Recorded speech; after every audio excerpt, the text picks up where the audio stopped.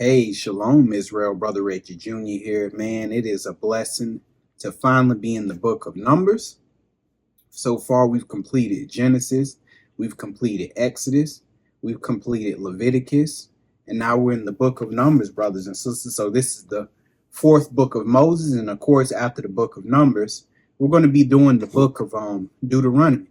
It's the last book. It's the book of Moses. All right, then after that, we have the prophets, but um, brothers and sisters, throughout this series, I have learned so much. It seems like no matter how many times you read the word of God, you always learn something new. Okay. But in order for that to happen, every time you read, you can't read as if you know everything already. You have to always read with an open mind, always trying to learn something new. Because most people, they don't do that. They close their mind. Oh, I already been over this before. I know what it means. But you got to be humble. You got to say, yeah, I've been over this before, but I might see something this time that I didn't see the last time. That's how you have to approach this Bible. And God will reveal to you a lot of things that you just did not see before. But we're going to be getting into this book of Numbers because in the book of Numbers, Israel is going to be preparing to go to war with their enemies, brothers and sisters, going to war with the nations. And so we're going to take a look and see how all of this unfolds. So today we're just going to be doing Numbers chapter 1. I'm just going to be reading it through. I mean, I might stop from time to time, but for the most part, we're just going to let the Bible speak because some things don't need explaining. Some things you just have to read them. I know the book of Numbers has a total, I believe, like 36 chapters. So it's not really a huge book. But it can be fairly lengthy if I do decide to do just one chapter at a time. I might do how I did in the previous book, Leviticus, where I kind of bunched up a few chapters, probably did 2-3 chapters at a time. But it just depends. However the Lord want me to bring it to y'all, that's how I'm gonna give it to you. I don't want time to be like a factor. I don't want to be so worried about the time that I'm trying to fly through this, because the whole point of going through these series is to get some understanding. But if you're rushing, you're going to be missing out on some things. And don't worry either, brothers and sisters, because after I touch on the 5 books of Moses, we're going to go into the prophets next. But make no mistake, I'm going to come right back around to all of these books that I've done. Genesis, Exodus, Leviticus, Numbers, Deuteronomy. We're going to keep going through these things over and over again, brothers and sisters, because that's how we get understanding. You don't just go through it one time and then just say, oh, yeah, I'm good. Nah, I don't need to read that no more because I got it. That's not how it works, brothers and sisters. You have to keep flipping and flipping. Because why? These things, as Paul said, these things, the law and the prophets, these things was written aforetime for our learning, as they say. If you don't learn from history, you're going to be doomed to repeat history. Okay. So that's why we have to go back. We have to learn, observe, and examine what our ancestors used to do and what they did. And we begin to learn what to do and what not to do. Okay. So with that being said, guys, we're going to go ahead and we're going to get into the book of Numbers. Numbers chapter 1 and verse 1. And it says, "And the Lord spake unto Moses in the wilderness of Sinai, in the tabernacle of the congregation, on the first day of the second month, in the second year, after they were come out of the land of Egypt, saying, Take ye," so the children of Israel, they're in year number 2 after coming out of Egypt. It says, "Take ye the sum of all the congregation of the children of Israel after their families, by the house of their fathers, with the number of their names, every male by their polls." So the Lord wants a census to be taken for all of the males of the children of Israel. Okay, verse 3, it says, "From 20 years old and upward, all that are able to go forth to war in Israel." So this census is being taken because the Lord is getting ready to prepare them for war. It says, thou and Aaron shall number them by their what? By their armies. Let me read it again. Thou and Aaron shall number them by their armies. Okay? Because we're not just the ransomed of the Lord. We're not just the redeemed, the recovered. No, we are also the Lord's army. And the Lord is showing us this model right here, brothers and sisters, because when we come out of all, not like we did, we came out of one nation, Egypt, stuff like that. No, this second time around, when we come out of all these nations, when the Lord recover us, because he only bringing out the righteous, brothers and sisters. That's all he bringing out. The rest of these wicked Israelites are going to die right here in this wilderness. They're going to die in the sins of their fathers. But for those who have repented and accepted Christ among Israel, they keep his laws, statutes, and commandments, led by love. Those are the ones God going to bring out. But when the Lord bring us out, we going to war, brothers and sisters. Let's go to Exodus chapter 12 and 51, because this is a verse that is always skipped over. Nobody ever talks about this. Exodus chapter 12, and I'm going to read verse 51, and it says, okay, now this is when Israel came out of Egypt. It says, and it came to pass the selfsame day that the Lord did bring the children of Israel out of the land of Egypt by their armies. So why did he say that? By their armies. Because we're not just the ransomed. We're not just the redeemed, brothers and sisters. We are going to be the Lord's army. Just like Egypt, when we come out of our land of our captivities, we go into war with these nations and we're going to take them down. We're going to take down this fourth beast. We're going to conquer all these nations. The Lord said, Lord told Abraham that his seed was going to possess the gates of his enemies. Okay, we're going to possess all these nations. We're going to take everything, brothers and sisters, just how they took everything from us. And just so y'all know I ain't blowing smoke, let's go to John 18. John chapter 18, because the Lord himself said what was going to happen when we come out of this captivity. Okay, John 18 and 36. It says, but Peter stood, wait, let me see. I don't think that's, John 18 and 36. Ooh, excuse me, not 16.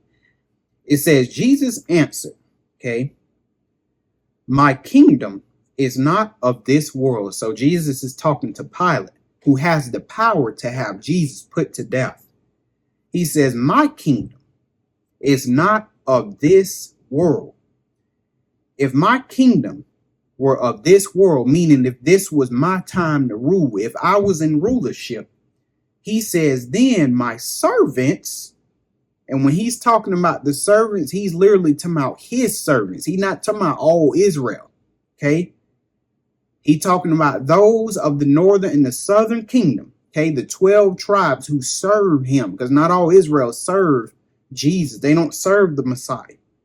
But he said those that serve him with what they would fight, that I should not be delivered to the Jews. But Jesus said, but now is my kingdom not from hence. So I'm going to allow them to take me and destroy me and put to death, because now this is not my kingdom as of right now. But when I come back, I will already have a kingdom prepared for me, because see, Jesus was that rock cut out of that stone cut out the mountain. He was that stone cut out the mountain. And right now, we as the saints, we're building the Lord's kingdom. So when Christ come back, his kingdom gonna already be prepared, and all we gonna have to do at that time is fight and conquer this world, brothers and sisters. And we will be victorious, because the Bible says that we will. Okay. Now, I told you the Lord was taking the census because he's teaching the children. He's teaching the children of Israel the art of war, brothers and sisters. Okay. And the reason why he's teaching us the art of war is because, number one, it's not only to thicken your skin, but it's kind of hard to explain, but I'll just go ahead and say this. When you serve the Lord, you're going to make a whole lot of enemies. Okay, a lot of people are going to come up against you. A lot of people are going to want to destroy you and overtake you because of the favor you have from the Most High. And you're going to need to learn how to deal with your enemies, because make no mistake, the children of Israel conquering these nations and then going into the land flowing with milk and honey. You think them nations just going to sit idly by? Oh, well, they're in the land of milk and honey. No, they're going to fight these Negroes. They're going to fight these dark black people. Get these niggas out of this land. We do not want to see them prospering. We do not want to see them on top. We don't want to see them feeding their families. None of that stuff. We need to come up and overthrow these people. So the Lord is teaching them. I'm going to teach you how to deal with your enemies. And you're going to be led by me, but I'm going to teach you. And brothers and sisters, the Lord does this in our own walk with him. He teaches our hands. He teaches us how to fight. Let's go real quick to Psalms 144. Psalms 144. If I can find it.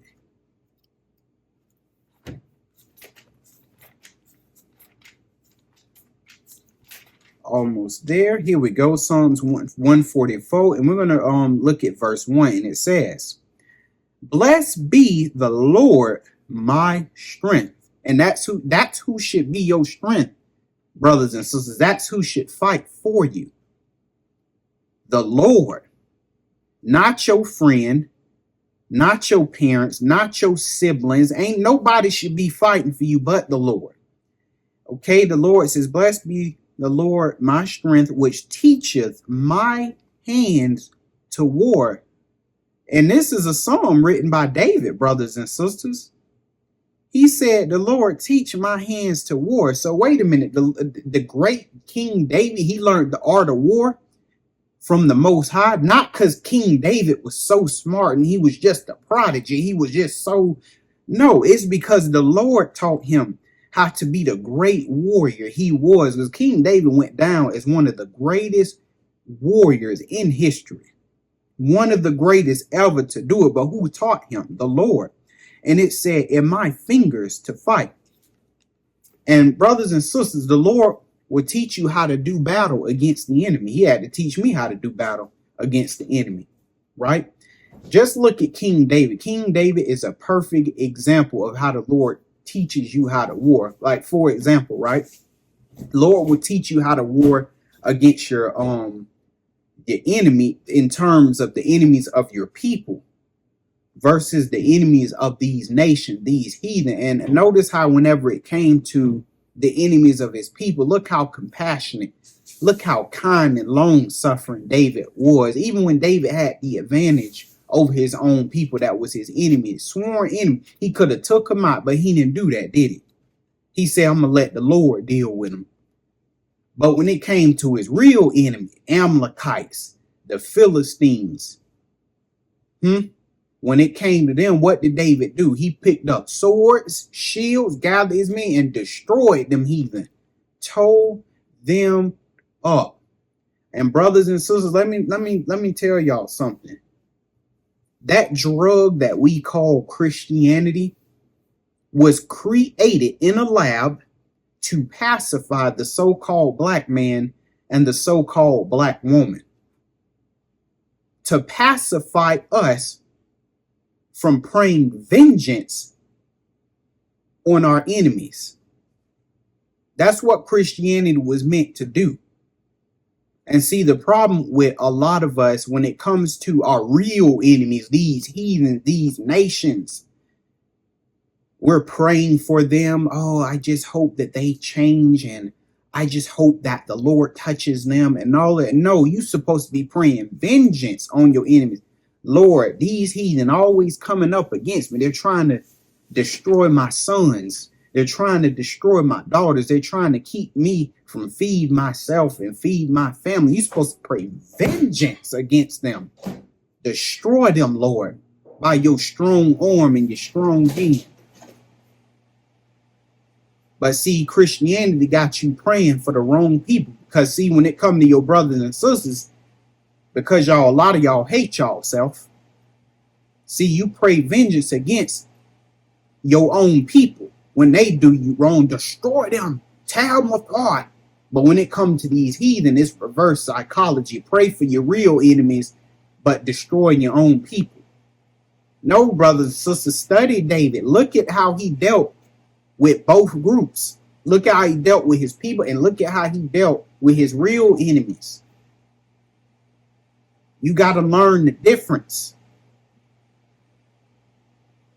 Even me, I've had many heathen come up against me, try to destroy me, plot, plan, lay all kind of traps. But the Lord being my strength, understanding how to fight these people. Living a clean life, dotting every I, crossing every T. And the cherry on top of all of it is praying against them. Lord, tear they butt down. That which they desire on me, put it on them and make it sevenfold, destroy them. And he do it too. But when it come to my people, I pray for them. Lord, I pray that you change that brother and that sister mind. I don't know what they're going through. I don't know why they're the way they are, but I pray, Father, that you change their hearts and their mind, that they don't be an enemy to me or to the other brothers and sisters, but that they become a healer, that they become kind and loving towards not only me, but the rest of their brothers and sisters, to be a blessing to their nations. But not so with the enemy. I want vengeance.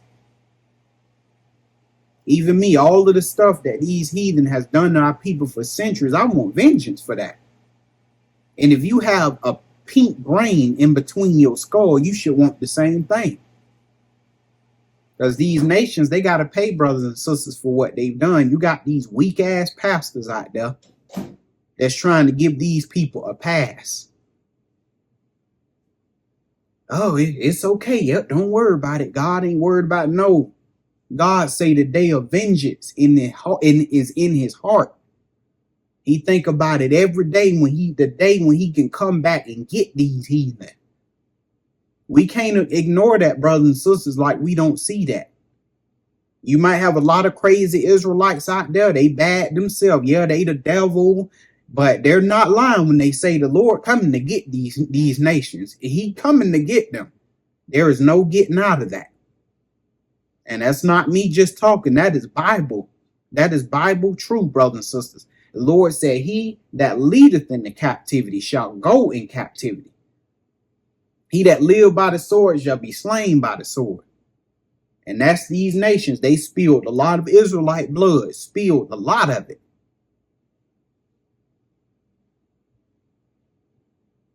And to justify them spilling our blood, they dehumanize us first. They animalize our image. So that way, when they put us to death, it's justified. Yeah, that little old nigger Tyrese, he was just a damn animal anyway. Nobody cares about that nigger. See, he's an animal. Look at him. Look on Facebook, holding guns and all of that stuff. You just took the man's life. You got to pay for that. And we know the Lord is in control of all of that, brothers and sisters. But they still going to get got. Even the Lord, he was like, look, Lord used and raised Egypt up to destroy and oppress his people. But he said, yeah, that same Egypt, though, he said, I'm going to destroy them. That same nation that I used, I'm going to destroy them. So the same, just like,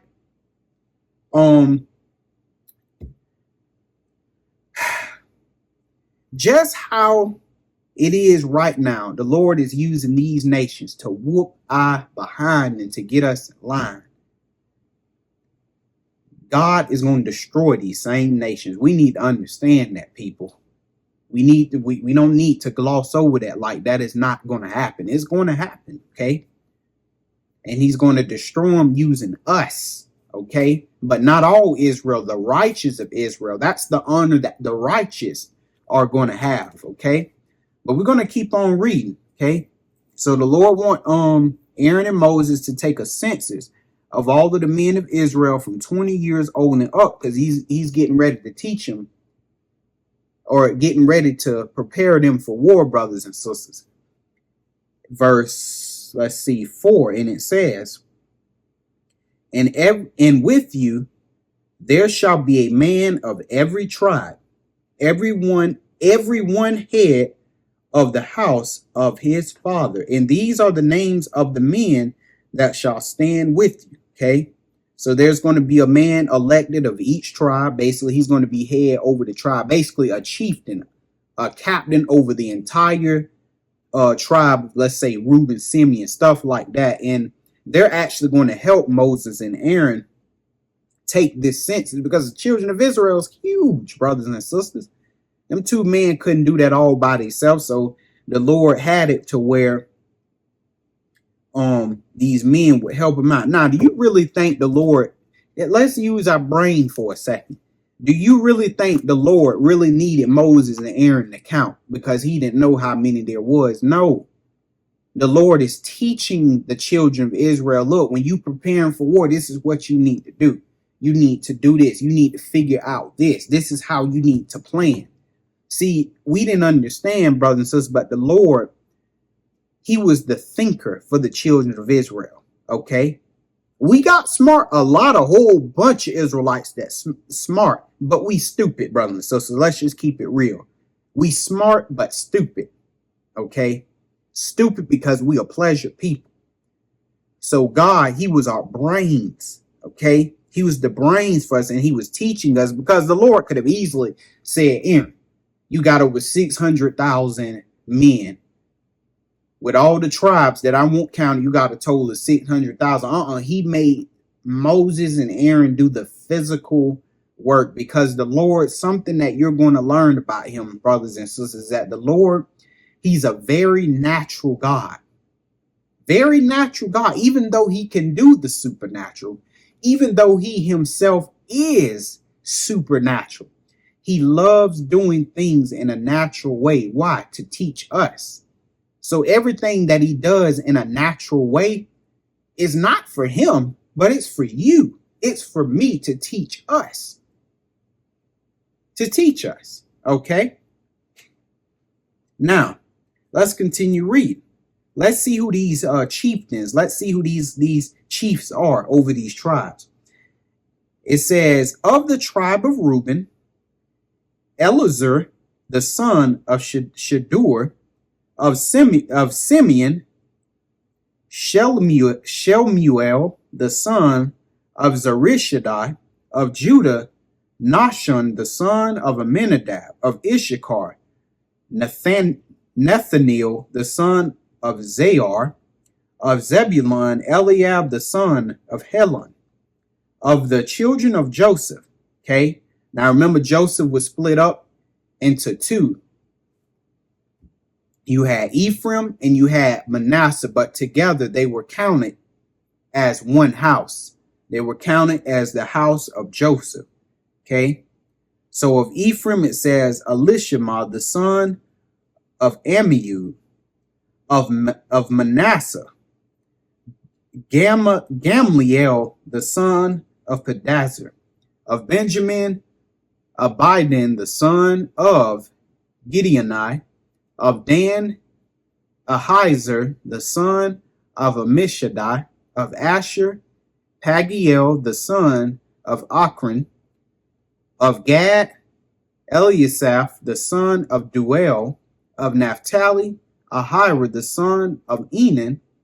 Okay, so these were the chiefs over all of these tribes that were chosen. Okay, they were going to help do this census, brothers and sisters, because remember, these tribes are huge. Right? Verse 16. It says, what? These were renowned of the congregation, princes of the tribes of their fathers, heads of thousands in Israel. So these men, these chieftains, these men, they were chosen. Why? Because they were renowned. Everybody knew them. Okay, which naturally that means these famous men of these tribes, they had that tribe's respect. They were in a pseudo sense. They were basically almost like the king over their tribe, pretty much. Verse 18. Well, 17 says, and Moses and Aaron took these men, which are expressed by their names, and they assembled. So basically, if Moses and Aaron want a tribe to do something, they're not going to address the entire tribe. They're going to address these chieftains, these captains. And these captains, they're going to deliver the message to their tribe. So here we see a lot of order being established. Verse 18.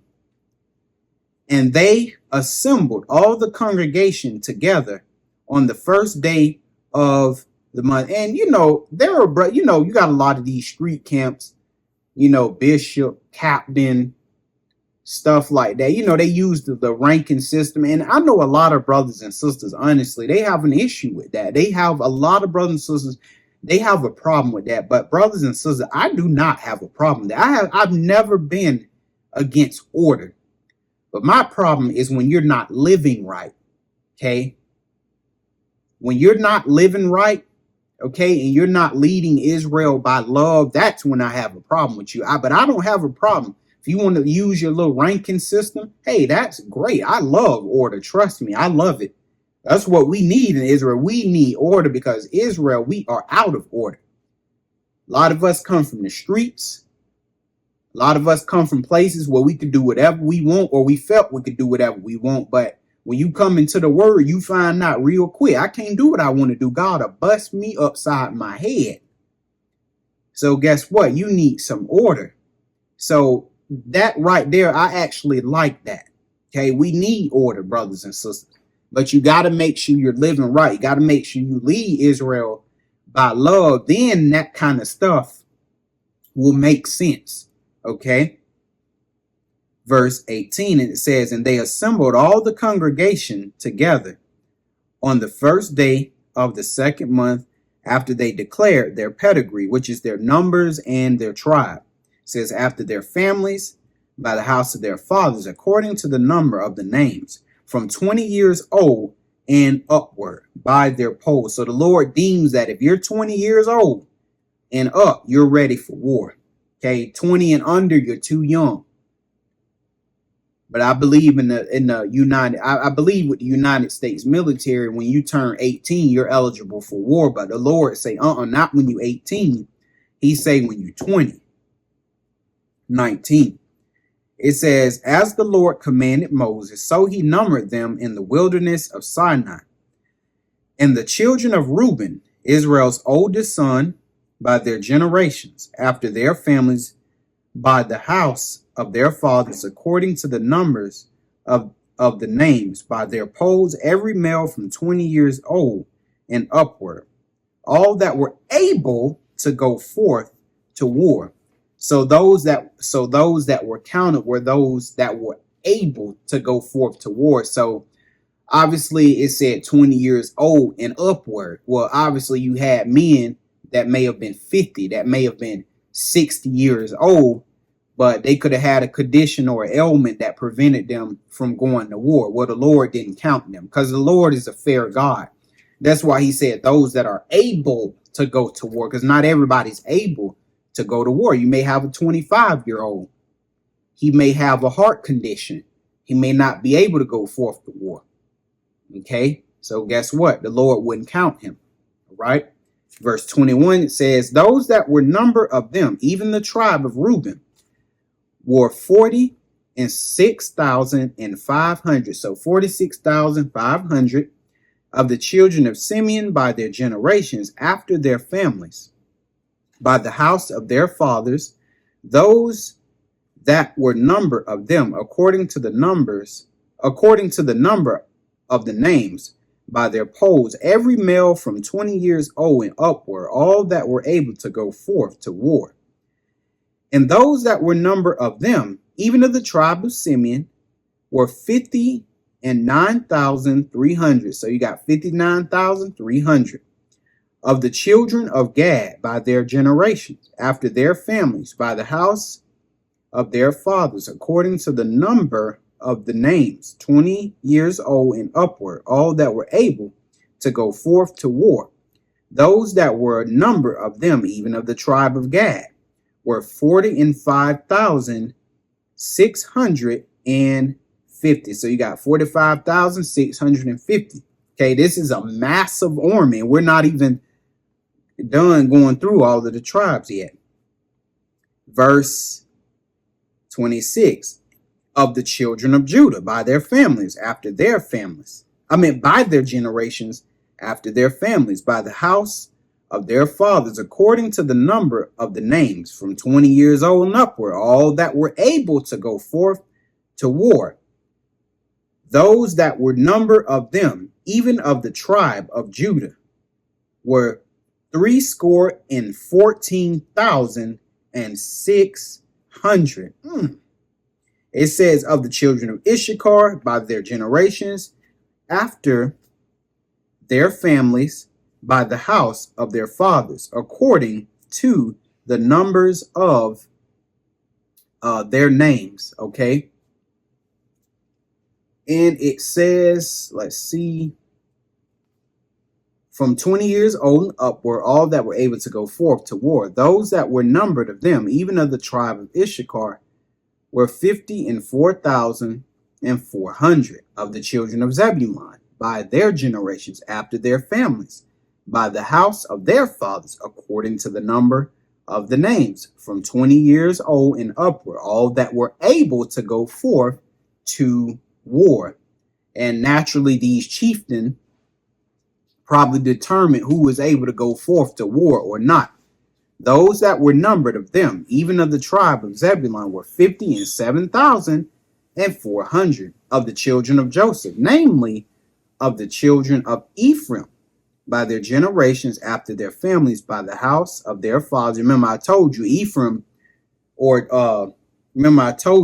Joseph was split up into two tribes.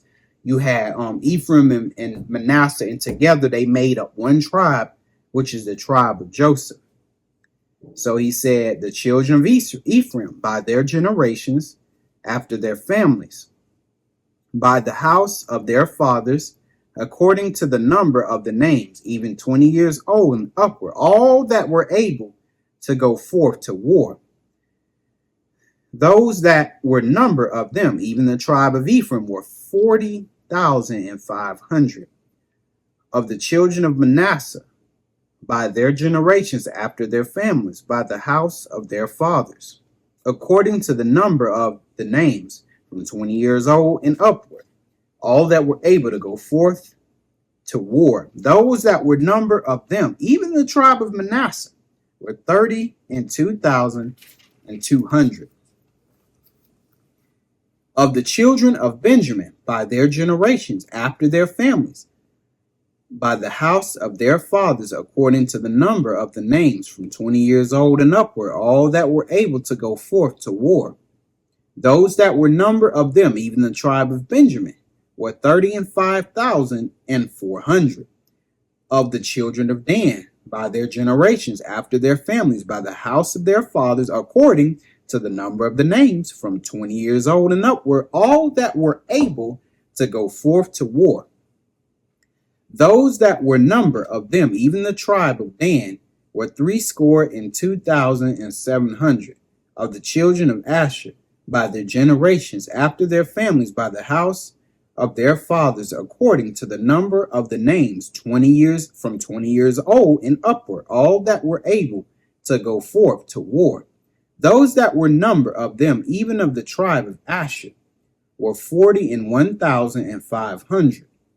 Of the children of Naphtali, throughout their generations, after their families, by the house of their fathers, according to the number of the names, from 20 years old and upward, they were all that were able to go to war. Those that were number of them, even of the tribe of Naphtali, were 53,400. These are those that were numbered, which Moses and Aaron numbered, and the princes of Israel being 12 men. Each one was for the house of his father, meaning each chieftain, they represented the house of their father. So were all those that were numbered of the children of Israel by the house of their fathers, from 20 years old and upward, all that were able to go forth to war in Israel. Even all they that were numbered were 600,000, 3,550. So they had over 600,000 men ready for war.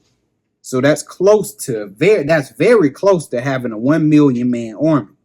47, it says, but the Levites, after the tribe of their fathers, were not numbered among them. So basically only 11 of the tribes, pretty much, because remember, Joseph was split into two, Ephraim and Manasseh. So together they made one. So basically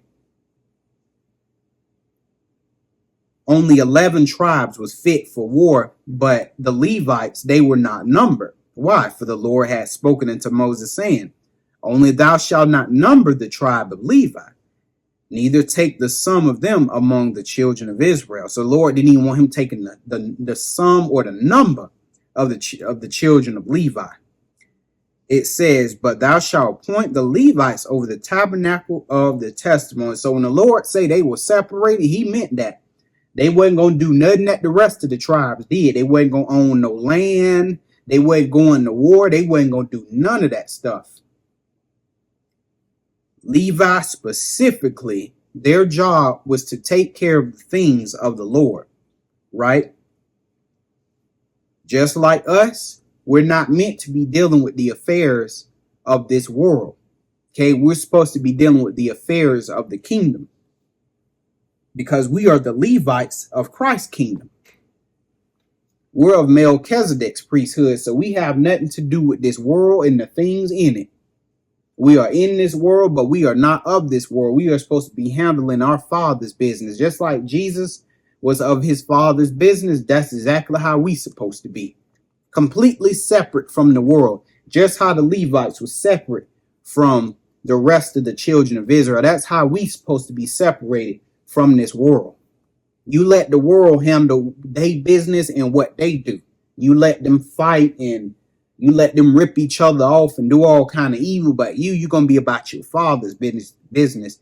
You're going to be living righteous. You're going to be living holy. You're going to be spreading love among your people. You're going to be teaching your people the word, converting them through the blood of Christ. That's what we're supposed to be doing under the order of Melchizedek. Okay. It says, but 50, but thou shalt appoint the Levites over the tabernacle of the testimony, and over all the vessels thereof, and over all things that belong to it. They shall bear the tabernacle, and all the vessels thereof, and they shall minister unto it, and shall encamp round about the tabernacle. So that the house of the tribe of Levi, they were going to encamp around the tabernacle. Okay. And you know, what an honor, brothers and sisters, that this tribe here got to be close to the Most High. Now, I know at the time it was just a tabernacle, a literal tent that they carried around. And we know in Solomon's day it became a physical temple. But imagine being of the tribe of Levi. Imagine if God was like actually there, like physically, to where you could see him. That means the Levites had access to him. You would be able to see him on the throne, see him walking around. No other tribe but Levi. That's a blessing. Okay. And just like Levi, it should be a blessing, because it's going to be some knuckleheads that come in about 14 chapters later. They wasn't appreciative of the Most High calling them out from among all of the tribes.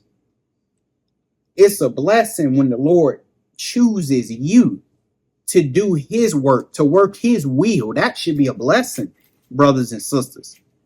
You know, look at a lot of our people out here. A lot of them were chosen to be basketball players, chosen to be the entertainers, famous podcasters. But the Lord said, hey, I let them be that, but I'm going to choose you for this special work right here. That's a blessing, brothers and sisters. See, we get upset because, we feel like outcasts, and in a sense, we are outcasts. Because when you do the will of the Lord, you're going to be an outcast to your people. You're going to be an outcast to the world, but you should be jumping for joy that the Lord chose you to be on his team. Now, mind you, now I said he chose you. You didn't choose to be on the Lord's team. So knock that arrogance off. All that arrogant stuff like you came to Christ. No man can come to Christ except the Father draw him. You need some humility if you really believe that you came to Christ. No, the Father drawed you to Christ. And you should be happy that the Lord chose you to be on his team. I'll take being on the Lord's team over being an actor, entertainer, football, basketball player, all that stuff. All of that stuff is going to pass away. When the Lord get back here, he said, I'm going to burn this earth up. I'm going to destroy this earth and the lust thereof. All of that stuff going to go out the window. And the will of the Lord and the kingdom of the Lord is going to go forth on this earth. Which means if you on his team, when that goes down, guess what? You're going to be blessed. You're going to be prosperous. And that in the Lord's kingdom, you're going to be known. You ain't going to be an outcast in the Lord's kingdom. But see, brothers and sisters, we got to have faith. We got to be patient. We have to be patient. This is the patience of the saints. Let these wicked Israelites out here, let them have all of that. Don't chase that. Don't envy them.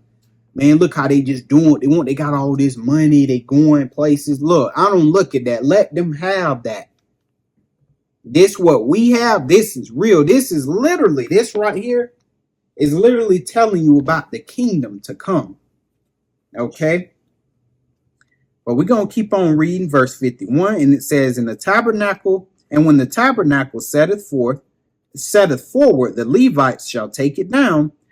And when the tabernacle is to be pitched, the Levites shall set it up.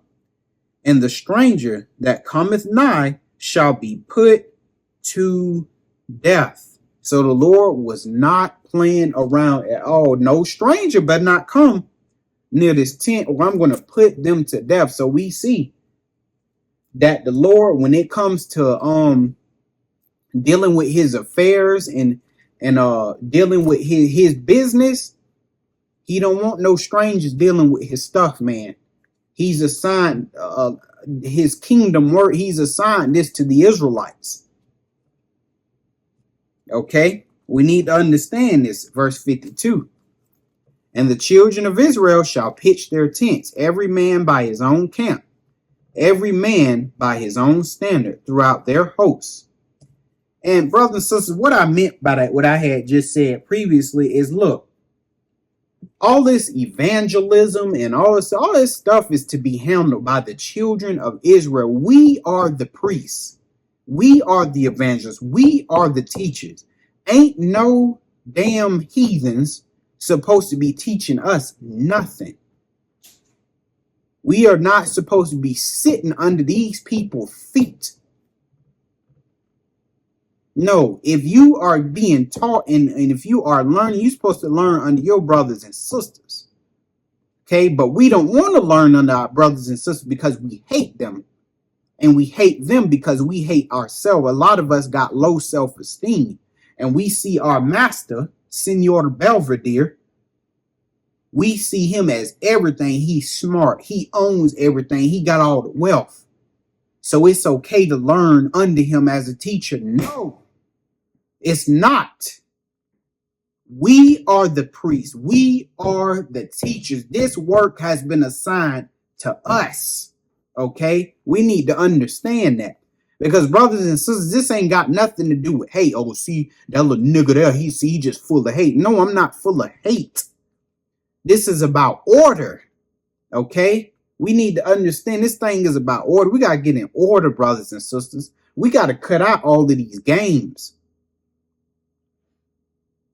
We have to. This Christianity and stuff, a lot of us is still in us. When we read this Bible, a lot of y'all, okay, are true Christians. Not all of you, but a lot of y'all are true Christians. You still reading the Bible from this white man perspective. That's why you're confused when you're reading the Bible. You're seeing the things that God is saying clear as day. but you still thinking about your oppressor. You still think, oh man, I know the Bible say that, but Pastor John Hagee, he said that, listen, Pastor John Hagee need to sit down. He is not supposed to be up there teaching. None of these heathen are. Only reason they got our stuff is because we went into captivity. We are the priests. We are the teachers. We need to get that through our thick skulls. We'll talk so much about how we hate a camp. Oh man, I can't stand that IUIC, man. I can't stand that GOCC, man. I can't stand Israel Church. I can't stand Israel of God. I can't stand Israel teaching all of these. Now, y'all know all of these channels. Let's stop acting like we not watching it. We watching each other. We claim how much because they doing this. I can't stand them, this stuff like that. But we'll go listen to a heathen like John Hagee, Scott Thomas at Free Life. We'll sit right under them heathen knowing they lying. And when they teach the word, yo black face, let me tell you, yo black face ain't nowhere in they teachers. When they're teaching, they're talking about their people. They not talking about you. They talking about they people. You are not in their plans. You're not in the plan of the kingdom of God.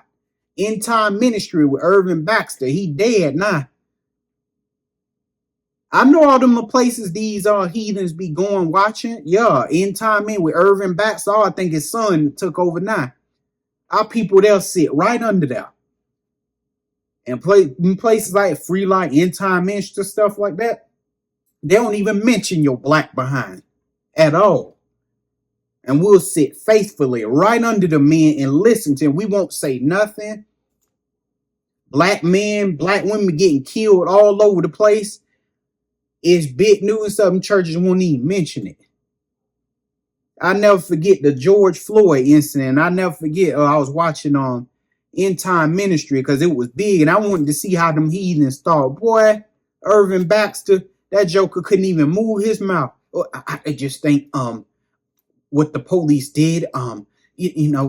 Sometimes things happen. I mean but guys, we just gotta love the Lord. He glossed right over it.